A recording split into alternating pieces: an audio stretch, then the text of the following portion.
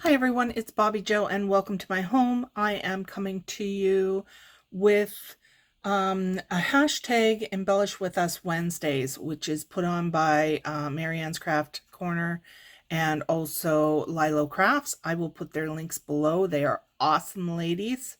Thank you for hosting. Yeah, welcome everybody. What I'm going to be doing today is semi-tutorial, the best I can do for a tutorial anyways, for making rosettes, decorative rosettes without the use of dies or a Cricut machine or any other cutting machine. So I've got two examples here. So the first example is nice little decorative mini kind of thing. This is the main thing I want you to see with this one, where I took the decorative, made the decorative edge and put that together. And then this one, we've got the decorative edge along with some holes in it to just add a little bit more.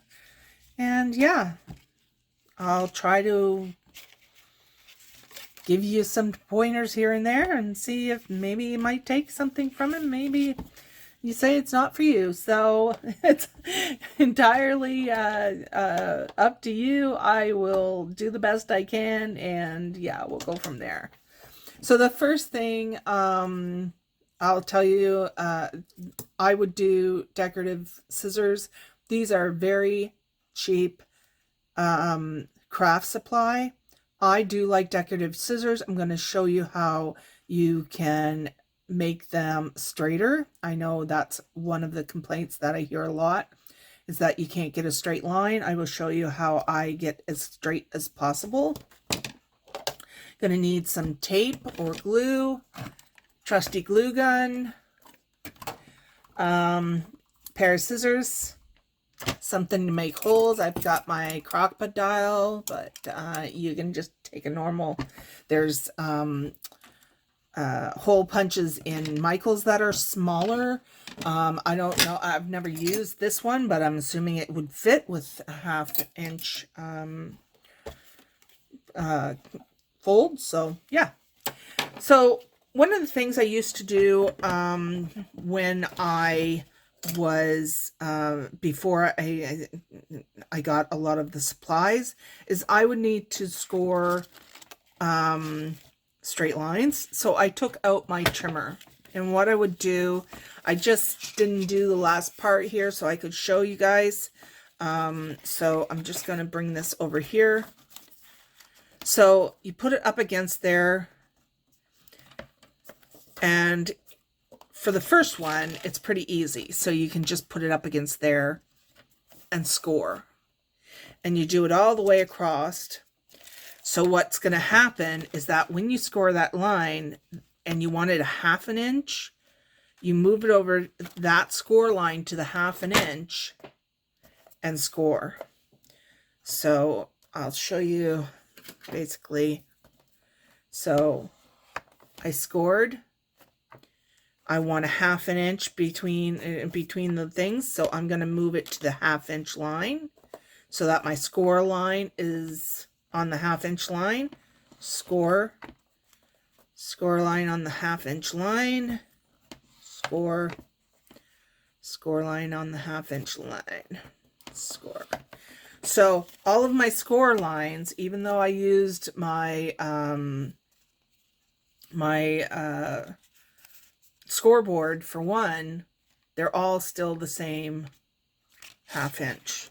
So the 1/2 inch one is the one I use for this because I want enough room for my holes. So this is about 17 inches approximately, or maybe 16 thereabouts for the large one. Yeah. And for this smaller one, I think I have 12 inches. But you can play around with them. It's how close you want, like how much you, how many things you want on there, I guess.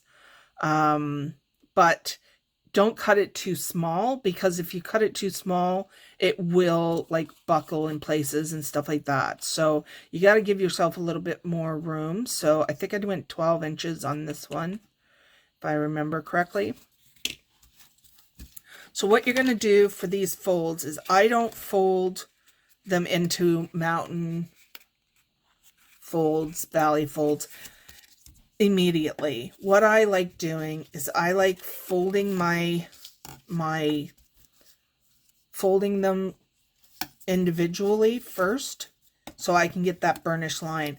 And the reason I do that is because I find that if I do mountain fold, mountain fold, mountain fold, and I keep going that way and I keep burnishing, by the end I'm not getting a full 1 inch, a half an inch I should say. So what I do is I make sure that I fold these at least once before going and doing my mountain valley. It will make your mountain and valley easier. I make sure that I'm not, when I'm folding, I'm not coming off on an edge. I'm making sure that I'm lining my paper up each time. That helps as well. I can, and you don't need, like, I can take scraps and go end to end with them and just make a large piece of. I wanted you guys to see this part, so I left it.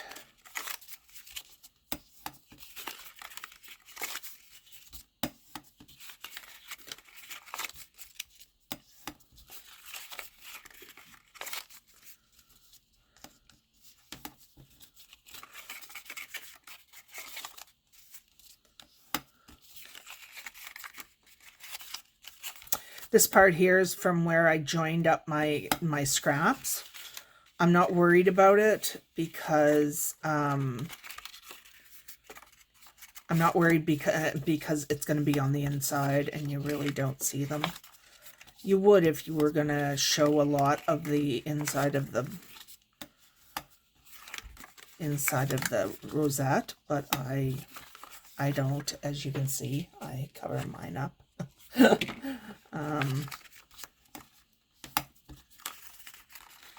So I'm still just making sure. And again, I know this seems a little tedious, but to me it's the best method to assure everything is going to be as close to your ½ inch as possible.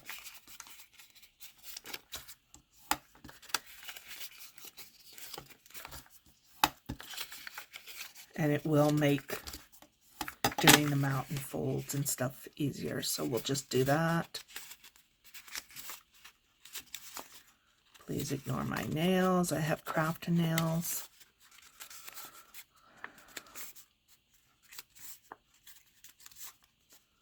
So you can see how easily they come together.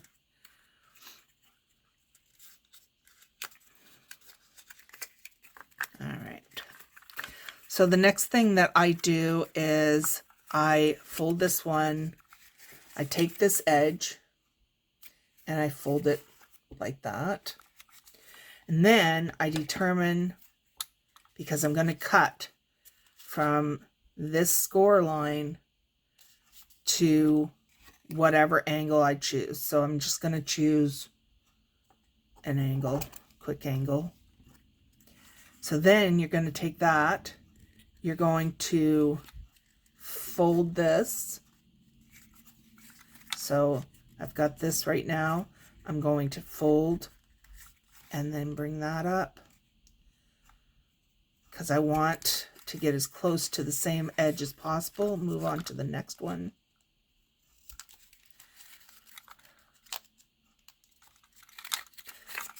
My thing's getting caught in there.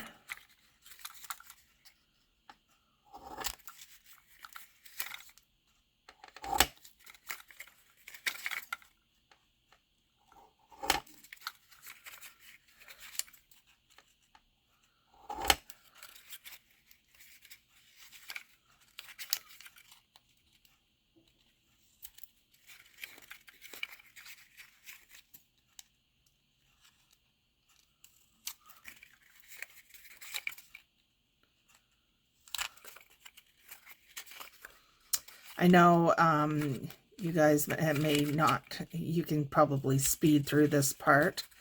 It's just, I wanted you to see most of the process.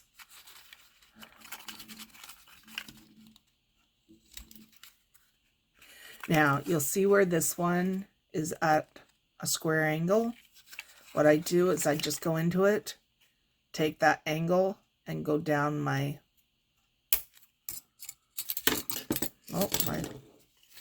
so, and then keep going.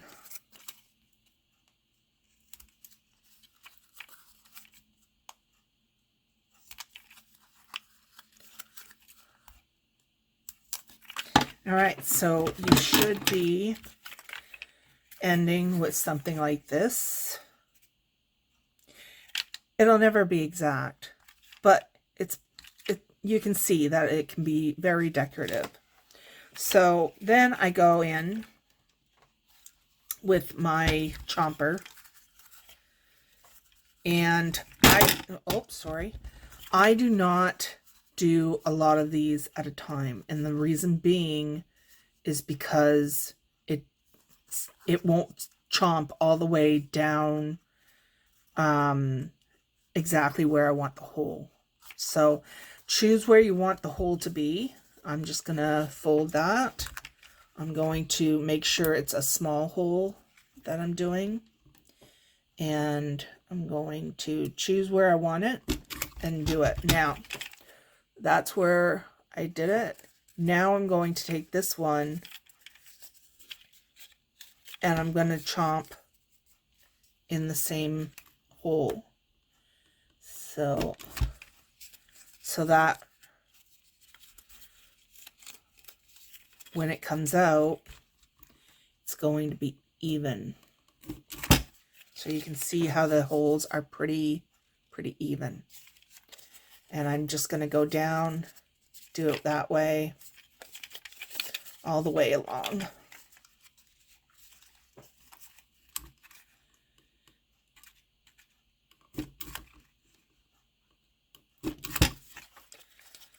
You can do usually 2 at a time, because you can do this and this, but that's where I limit it, because I have the tendency to go off the mark, because see right here, you have to be very careful not to do that. So I'm going to bring these ones back. Make sure of where that's going to be. Let me see. No, I don't want that one.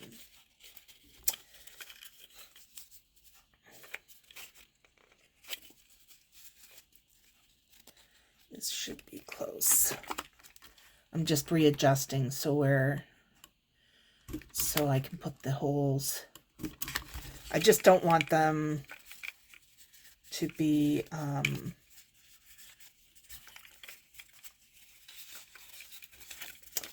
I don't want them to be too far from where I had put them before, so you may need to adjust as you go, or you may not worry about it. I have the tendency to worry about things that really don't matter. So you may say, well, why are you so worried about this, Bobbi-Jo? But that's just me in a nutshell. It is who I am. This one here I did the wrong way, so I'll flip that over.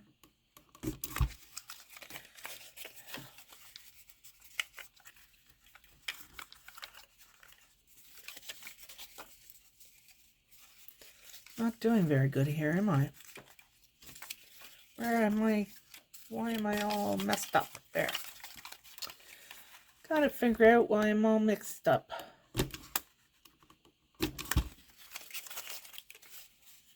And this is probably faster with a hand thing. It's just my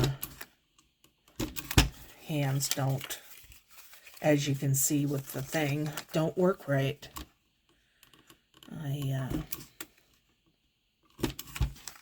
Though I was cooking yesterday and got oil from my chilies on my hands. Oh my goodness, it felt so good.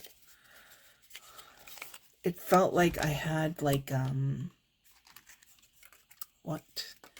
can I describe it? Like I had a hot cold on, for example. So I really enjoyed it. Weird, I know. Okay, so we have our holes all done. Get rid of that. All right. So let's do this up again.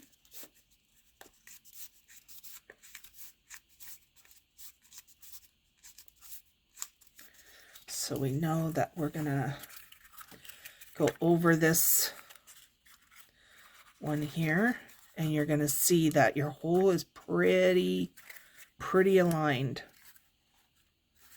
So it's not going to be noticeable for the one that's where it's not aligned, for sure. It's I think it looks good. We only notice these things. Other people don't. So we'll do that.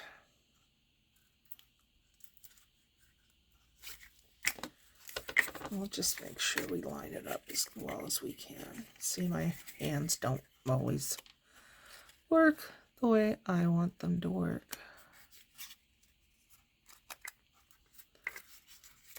All right, so we're all set with that one.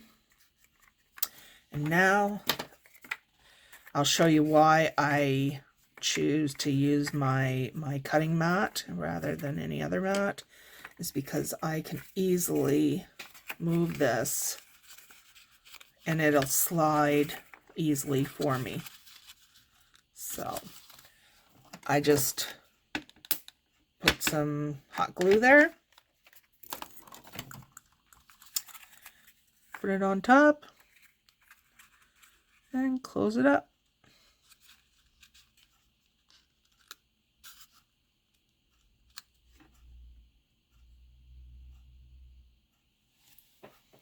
Just gonna grab another glue stick here. It's always the way when you're doing videos, eh? While that dries.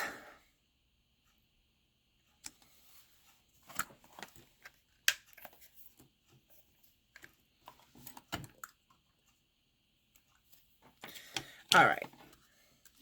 So while that's drying, we've got this one, and I'll cut that like we cut this, the angles on this. So I'm going to, I'm like this. So I'm just going to fold that down, get my angle between the score line, okay, and whatever angle I want. So let's say I want a little bit more of an angle on this one.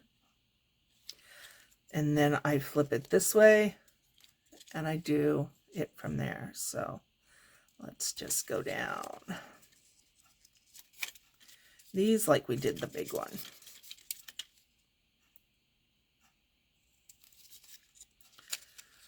And I'm going to have these pieces all over my desk for days. Ah, the joy of having a vacuum on here. I have one of those little mini vacuums, and I love it. You want anything small cleaned up, that's how you do it. Seem to be not, oh no, I guess I'm okay. I was just seeing the angle differently, I guess.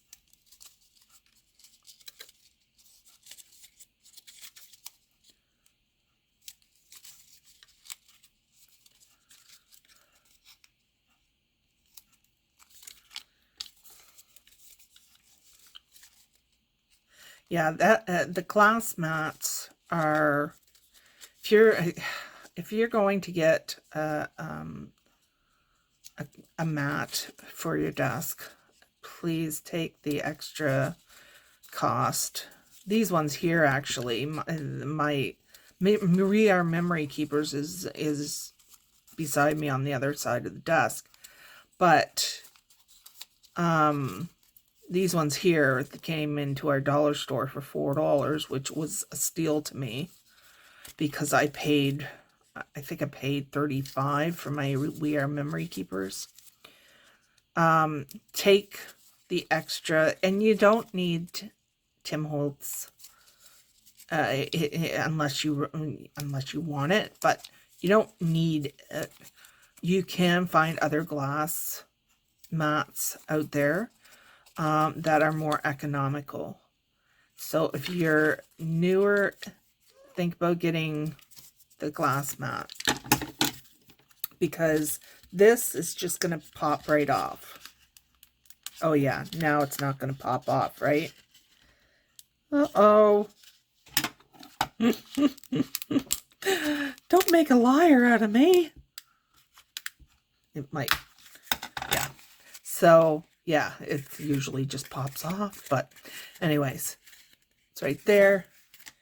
So, yeah, that's what I do. So we've got our things here. This one was the one that I wanted to show you.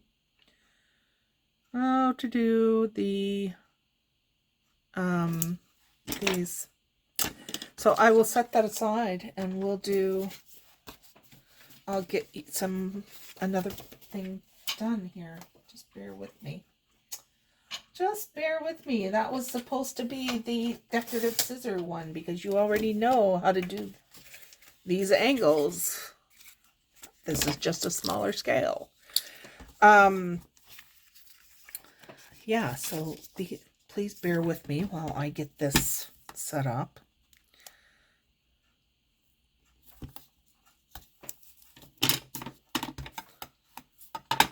Okay. So you know how to score the sections. So the main thing I'm going to show you is how to make the straight line for the decorative scissors. This is not just great for rosettes. It's great for other things too. But you know how to, with these small ones, this small one here, I went at every 1/4 inch. But that's the only difference between the small one and that one. Except for the holes, of course. But yeah, I went every 1/4 inch on this one. I think it looks more elegant. This one more fun, I guess. But yeah, even together, they would look cute. So anyways, how I make sure that my scissors are straight. Scissor line is straight. So my decorative scissors, these are actually like no-name brand, I think, that I picked up in Walmart years ago. I do have a Fiskars collection, but yeah, it's just... so what I do is I pick an area on my scissors. Usually what I will do is take this right here, and I'll line that up, and I'll keep lining it up with this,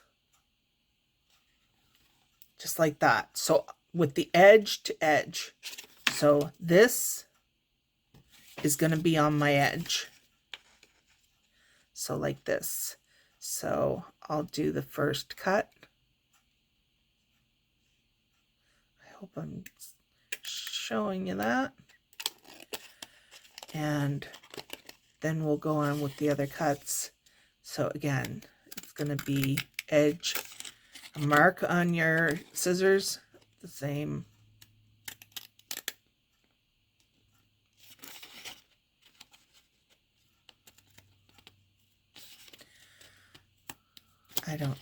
What is going on with my... I think it is a very humid day today. And I think what's happening maybe I'll try this side. Let's do that. All right, so start again. So we're doing this edge on the edge of the paper. So like that.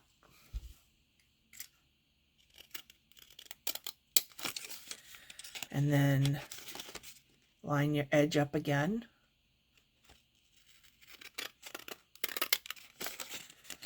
Line your edge up again. It gets faster, I assure you, the more you do it. Again. Hope you're seeing that.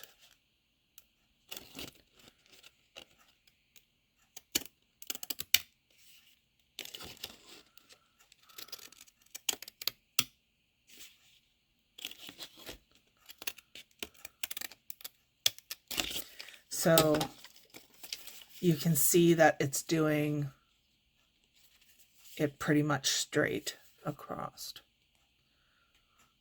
So again, you're just taking that edge,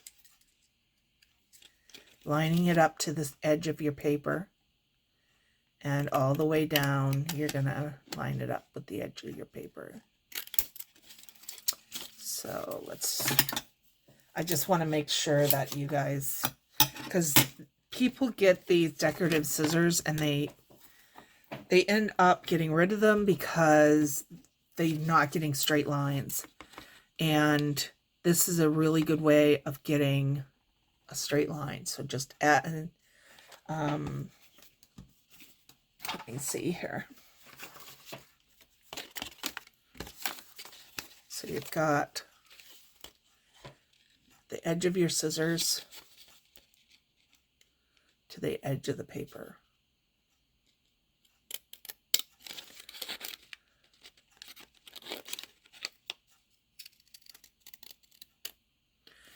It's not, you're not going to have 100%, but it will not be noticeable. Anytime you're cutting by hand, no matter what your scissors are, it's not going to be perfect, but it's not going to be noticeable either. So when I get to the end, I don't have this ledge. I just take this down the edge of the paper. Hoping that was clear, and I hope that you're able to use some of the little techniques that I showed you. Thank you very much for taking your time to watch if you've made it this far. And yeah, have a good Wednesday, you guys.